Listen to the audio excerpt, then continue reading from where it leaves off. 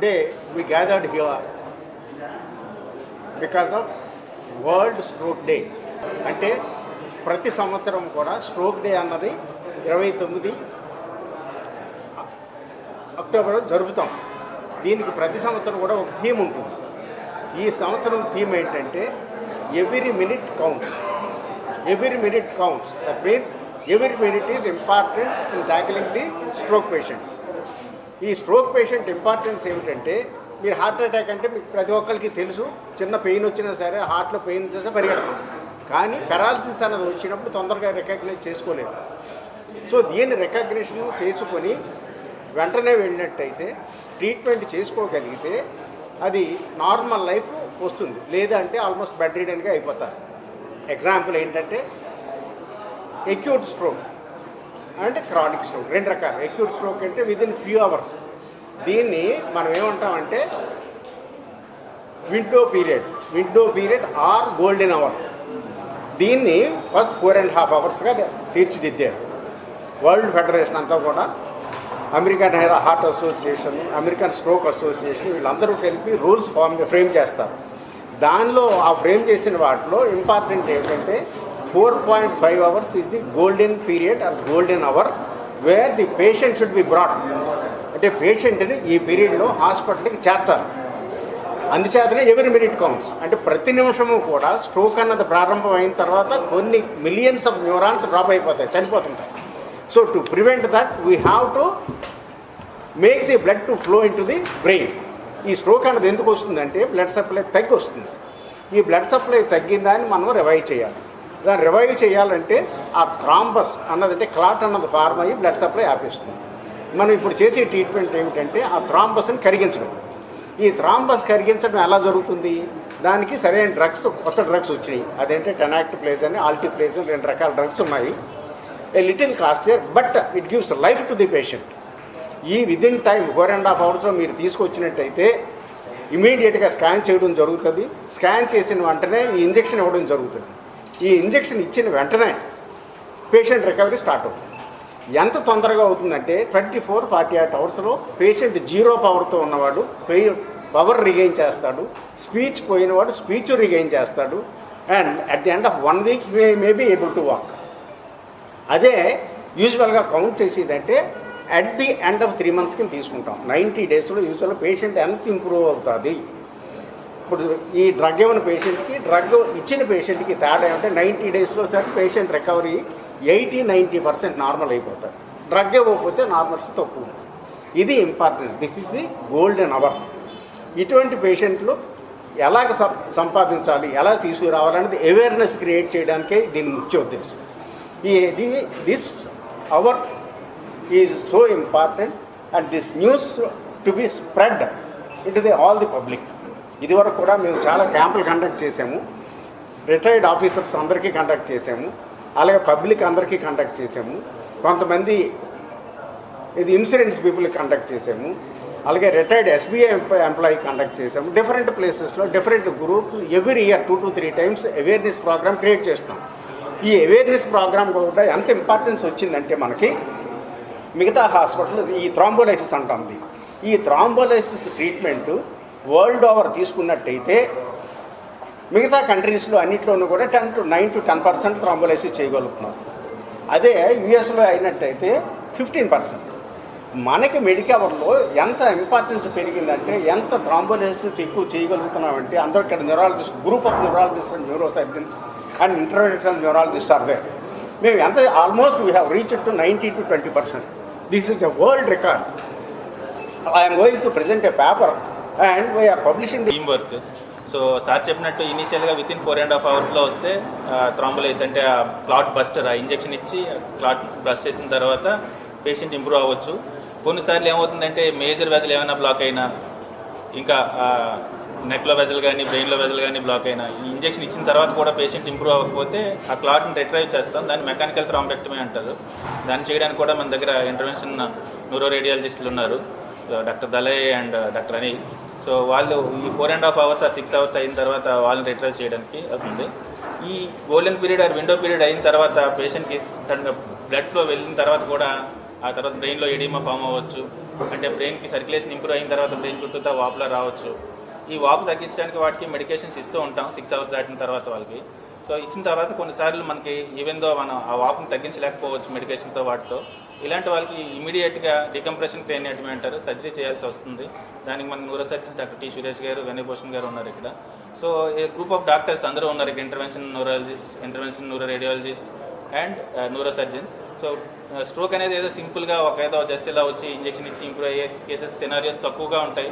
కొన్నిసార్లు major vessel occlude అయినప్పుడు వాటికి ఎక్స్ట్రాగా ఈ mechanical thrombectomy, decompression craniotomy and ICU care ఇవన్నీ చేయాల్సి వస్తుంది. క్రానిక్ ఫేజ్లో ఇవన్నీ అంటే ఇంజెక్షన్ ఇనిషియల్గా ఇచ్చిన తర్వాత పేషెంట్ వర్సన్ అయినప్పుడు వాటిని బ్రెయిన్ ఎడీమని ఎలా చూడాలి, రెస్పిరేషన్ ఎలా చేయాలి, ఇవన్నీ వన్స్ ఈ స్టేజెస్ అన్ని దాటిపోయిన తర్వాత క్రానిక్ అంటే ఫిజియోథెరపీ, అది కూడా మేము రీసెంట్గానే occupational therapy physiotherapy centre open చేసాం. అక్కడే ఉంది physiotherapy and occupational therapy. You have speech therapist and deglutition specialist కూడా ఉన్నారు మనకి. So swallowing techniques, speech techniques ఇవి కూడా చేస్తాం తర్వాత. సో ఫస్ట్ ఇనీషియల్ ఫేజ్లో సార్ చెప్పినట్టు ఇనీషియల్గా ఎక్యూట్ ఫేజ్లో అంటే దట్స్ గోల్డెన్ అవర్, అప్పుడు దాన్ని మనం ఎలా పేషెంట్ని గుర్తించాలి అనేది ఇక్కడ మెయిన్ ఇంపార్టెంట్. దానికి ఎక్కడ be fast, B for balance. Patient సడన్గా బ్యాలెన్స్ కోల్పోవడం, అంతవరకు నిలబడి ఉన్నాడు, సడన్గా బ్యాలెన్స్ లేకపోవడం, పడిపోవడం, ఒకవైపు ఒరిగిపోవడం. ఈ మీన్స్ ఐ, ఒకవైపు ఐ పక్కకు వెళ్ళిపోవడం లేదా ఐ డ్రూప్ అవ్వడం. ఎఫ్ మీన్స్ ఫేస్ వీక్నెస్, మూతి పక్కకు వెళ్ళిపోవడం. ఎస్ మీన్స్, ఏ మీన్స్ ఆర్మ్ వీక్నెస్, చెయ్యి ఏమైనా వీక్నెస్ రావడం. ఎస్ మీన్స్ స్పీచ్, అంటే ఈ బ్యాలెన్స్ పోవడం కానీ, ఐ రెండుగా కనపడడం, ఐ డ్రూప్ అవ్వడం కానీ, నడవడానికి ఇబ్బందిగా ఉండడం కానీ, మాట సరిగా రాకపోవడం కానీ, ఫేషియల్ వీక్నెస్ రావడం కానీ, హ్యాండ్ వీక్నెస్ కానీ. ఇదంతా సడన్గా అంటే అంతవరకు మనతో బాగానే ఉంటాడు, సడన్గా ఇవి ఏదో ఎక్యూట్గా అప్పటికప్పుడు వస్తే వెంటనే వాళ్ళని గుర్తించి ఆ పేషెంట్స్ మనం తీసుకొని వస్తే వాళ్ళలో ఇంచుమించు ఇస్కెమిక్ స్ట్రోక్ అంటే 2 రకాల స్ట్రోక్స్, ఒకటేమో వెజల్ బ్లాక్ అవ్వడం వల్ల, ఒకటి వెజల్ రప్చర్ అవ్వడం వల్ల. వెజల్ బ్లాక్ అవ్వడం వల్ల వచ్చే స్ట్రోక్స్ ఇప్పుడు మనం చెప్పేవన్నీ ఇస్కెమిక్ స్ట్రోక్. సార్ ఇందాక మనం డిస్కస్ చేసింది అంతా ఇస్కెమిక్ స్ట్రోక్ గురించి చెప్పారు సార్. వాటిని క్లాట్ బస్ట్ ఇస్తాం, లేదంటే మెకానికల్ థ్రాంబెక్టమీ చేస్తాం. ఇంకా ప్రెషర్ ఏవి ఎక్కువగా అవుతుంటే డికంప్రెషన్ క్రేనియోటమీ. ఎన్ని వెజల్ బ్లాకర్, ఎన్ని వెజల్ రప్చర్ ఏమైనా అయితే ఎమరేజిక్ స్ట్రోక్స్ అంటారు. You have a good excellent neuro surgeon teams here. So వాళ్ళు ఏమైనా వెజల్ బ్లాక్ అయిన తర్వాత డికంప్రెషన్ క్రేనియోటమీ చేయడానికి కానీ, వెజల్ రిపేర్ కానీ, ఎన్ని రీజన్స్ ఏమైనా వస్తే రిపేర్ చేయాలి. So entire basket of treatment అంటే స్ట్రోక్ ఏదైతే వరల్డ్ క్లాస్ ట్రీట్మెంట్ ఏదైతే ఉందో అదంతా మెడికవర్లో మనకు ఉంది అండ్ గ్రూప్ ఆఫ్ డాక్టర్స్ ఉన్నారు. సో దీనివల్ల మనకి రీసెంట్గా ఎక్యూట్ స్ట్రోక్ సార్ చెప్పినట్టు నియర్లీ సమ్ 18 to 20% పేషెంట్స్ మనం థ్రాంబోలైజ్ చేయగలుగుతున్నాం. It's a great news. సరఫరా అన్నది చాలా ముఖ్యం. ఎందుకంటే ఆ అవయవానికి పోషకాలు తీసుకువెళ్లాలన్నా, వ్యర్థాలని మళ్ళీ బయటికి తీసుకురావాలన్నా రక్తం సరఫరా ఉండాలి. ఈ రక్తం సరఫరా ఆగినప్పుడు ఆర్గాన్కి డ్యామేజ్ అన్నది జరుగుతుంది. అందులో మెదడు అతి ముఖ్యమైనది. ఎందుకంటే ఇందులో ఒకసారి డ్యామేజ్ జరిగితే ఆ న్యూరాన్స్ మళ్ళీ రీజనరేషన్ జరగవు. ఇప్పుడు సార్ చెప్పినట్టు ఈ స్ట్రోక్ డే థీమ్ ఏంటంటే ఎవ్రీ మినిట్ కౌంట్స్, అంటే time last is brain last. ఒక్కొక్క నిమిషం 19 లక్షల న్యూరాన్లు రక్తం సరఫరా ఎప్పుడైతే ఆగిపోతుందో ప్రతి నిమిషానికి 19 లక్షల న్యూరాన్లు చనిపోతూ ఉంటాయన్నమాట. ఒకసారి ఇవి చనిపోతే వాటి వల్ల జరిగిన డ్యామేజ్ మళ్ళీ రివర్సిబిలిటీ ఉండదు. అందువల్ల తొందరగా స్ట్రోక్ని గుర్తించాలి. ఇప్పుడు స్ట్రోక్కి కారణాలు ఏంటి అంటే ఈ రక్తం సరఫరా ఎందుకు ఆగచ్చు? ముఖ్యంగా పెద్దవాళ్లలో షుగరు, బీపీ, లేకపోతే పొగాకు యూజ్ చేయడం, లేకపోతే సెడెంటరీ లైఫ్ స్టైల్, ఎక్సర్సైజ్ లేకపోవడం, ఒబేసిటీ, కొలెస్ట్రాల్ ఎక్కువగా ఉండడం, లేకపోతే గుండె సమస్యలు ఉండడం, ఇవన్నీ స్ట్రోక్ రావడానికి రిస్క్ ఫ్యాక్టర్స్. సో వీటిని ముందే గుర్తించినట్టయితే ఈ స్ట్రోక్ రావడాన్ని ఆపచ్చు. కానీ ఒకవేళ ఆల్రెడీ స్ట్రోక్ వచ్చినట్టయితే ఆ లక్షణాలని అతి తొందరగా గుర్తించి పేషెంట్ని వెంటనే ట్రీట్మెంట్ ఇవ్వడం వల్ల పర్మనెంట్ ప్రాబ్లమ్స్ లేకుండా ఉండే విధంగా మనం చూడొచ్చు. ఇప్పుడు ఈ స్ట్రోక్ అనేది పెద్దవాళ్ళలోనే ముఖ్యంగా చూస్తుంటాం, కానీ చిన్నపిల్లల్లో కూడా స్ట్రోక్ అనేది రావచ్చు. ముఖ్యంగా పుట్టిన తర్వాత మొదటి 4 వారాల్లో వాళ్ళని నియోనేట్స్ అంటాం. ఈ నియోనేట్స్లో కూడా స్ట్రోక్ అనేది రావచ్చు. ఇది ఎందువల్ల వస్తుంది అంటే తల్లిలో కానీ బిడ్డలో కానీ ఇన్ఫెక్షన్స్ ఎక్కువగా ఉండడం వల్ల, లేకపోతే పుట్టిన సమయంలో ఆక్సిజన్ అందకపోవడం వల్ల, లేకపోతే బిడ్డ యొక్క మెదడులో ఇన్ఫెక్షన్స్ ఉండడం వల్ల, లేకపోతే రక్తంలో ఏమైనా సమస్యలు, సికిల్ సెల్ డిసీజ్ అంటాం. సికిల్ సెల్ డిసీజ్ కానీ, లేకపోతే రక్తంలో థ్రాంబోఫీలియాస్ అంటే గడ్డ కట్టే లక్షణం ఎక్కువగా ఉండడం వల్ల కానీ కూడా ఈ స్ట్రోక్స్ అనేవి రావచ్చు. కాకపోతే చిన్నపిల్లల్లో పెద్దవాళ్ళలాగా లక్షణాలను తొందరగా గుర్తించలేకపోవచ్చు. కొంతమంది ఎలా వస్తారంటే చిన్న ఫిట్స్, ఒక చెయ్యి ఒక కాల్లో చిన్న చిన్న మూమెంట్స్ ఫిట్స్ లాగా రావడం, లేకపోతే యాక్టివ్గా లేకుండా మగతగా ఉండడం, కొంతమందిలో ఒకవైపు చెయ్యి కాలు మూమెంట్స్ తగ్గడం, ఇలా రావచ్చు. వాళ్ళల్లో కూడా ముఖ్యంగా గుర్తిస్తే అంటే స్ట్రోక్ అనేది పెద్దవాళ్ళలోనే కాదు చిన్నపిల్లల్లో కూడా ఉండొచ్చు అన్న ఇన్ఫర్మేషన్ తెలియాలి. ఎందుకంటే every year we celebrate world stroke day. ఎందుకు బికాస్ బ్రెయిన్ స్ట్రోక్ గురించి అవేర్నెస్ క్రియేట్ చేసిన తర్వాత జనరల్ పబ్లిక్ హాస్పిటల్కి వస్తే they can get a better treatment within the golden hour. That is the concept. So media వాళ్ళే, if you can help to reach the message to the public that you should go to a stroke center as soon as you have a stroke symptom, then we will make a real good service to the public. Dani gurinchi we have gathered here. So, Dani, how to identify stroke? As Suresh Garu has told, there are two types of stroke. Blood vessel blockage అయిపోతే brain ki stroke వస్తుంది. Brain లోపల blood vessel rupture అయిపోతే కూడా brain ki stroke వస్తుంది. Blockage అయిపోతే బ్రెయిన్కి acute ischaemic stroke వస్తుంది, which is 85% of all stroke. Blood vessel rupture అయిపోతే హెమరేజిక్ స్ట్రోక్, లేకపోతే brain haemorrhage, that is 15% of all stroke. Blood vessel blockage అయిపోయిన తర్వాత ఎలాగ పేషెంట్కి సిమ్టమ్ అవుతుంది, ఆల్రెడీ న్యూరాలజిస్ట్ గారు చెప్పారు. బీ ఫాస్ట్, బ్యాలెన్స్ పోయింది సడన్గా విజువల్ లాస్, లేకపోతే బ్లరింగ్ అయింది, లేకపోతే ఐ లిడ్ డ్రూప్ అయింది, second symptom. F for facial weakness, angle of mouth సడన్గా ఒకసారి యాంగిల్ అయిపోయింది. ఆర్మ్ వీక్నెస్, సడన్లీ ఒక పక్షవాతం అయింది. Or speech weakness, slurring speech అయింది, or difficulty in speaking. These are the symptom that the patient is having acute stroke. ఇలాగా stroke ఉంటే patient should not go to a doctor, they should go to a stroke center. Because as we have already emphasized, stroke is not a treatment by a doctor, but it is a treatment by a team of people. In Medicover, we have excellent neurologist, neurosurgeon and neurointerventionalist. As a team we are working, and we have proved that approximately 20% of all stroke patients who are coming to this hospital are getting thrombolysis, which is the most modern and most effective treatment for stroke. Suppose we are getting an acute ischemic stroke, that is blood vessel block అయిపోతర్వాత stroke, what we are doing immediately, CT scan MRI చూసిన తర్వాత our team of neurologists will see if the patient is having a stroke and not having a large vessel occlusion. Patients are immediately given the injection. Already sir చెప్పారు, two types of injection, Actilage and tenecteplase, or Altiplase and tenecteplase. These are the two injections we are giving up to 4.5 hours with good result. Suppose 4.5 hours tarvata kuda patient coming to the hospital, labate initially within 1 hour patient has come, we have given injection but patient is not responding well, pedda blood vessel block అయిపోతే ఈ injection పని చేయట్లేదు. So what we do, we are 2 to 3 people, we are there like me, Dr. Anil and Dr. Vinay. What we can do, ఇక్కడ blood వెసల్లో చిన్న injection చేసి ఒక చిన్న pipe పెట్టి బ్రెయిన్ లోపల ఎక్కడ బ్లాకేజ్ ఉంది దానిలో ఒక స్టెంట్ పెట్టి we can remove the block, which is called MT mechanical thrombectomy. 2016 నుంచి for last 9 years all over world mechanical thrombectomy is considered a standard good number 1 treatment for large vessel occlusion.